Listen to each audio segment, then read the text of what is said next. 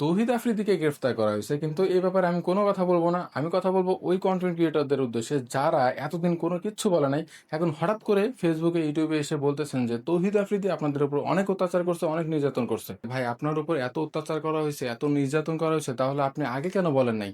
এখন বলতে পারেন যে ভাই আগে ওনারা অনেক ক্ষমতাধর ছিল, এই জন্য ভয়ে বলি নাই, যদি আমার আমার জীবন চলে যায় এই জন্য ভয়ে বলতে পারি নাই।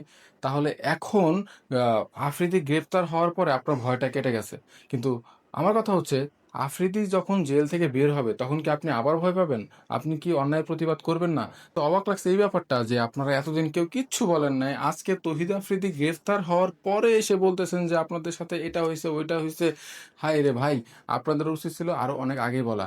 1971 সালে যুদ্ধের পরে বাংলাদেশ স্বাধীনতা অর্জন করছে।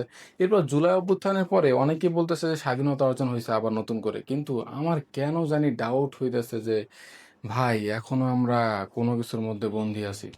আপনার কি মনে হয়? অবশ্যই কমেন্ট করতে ভুলবেন না।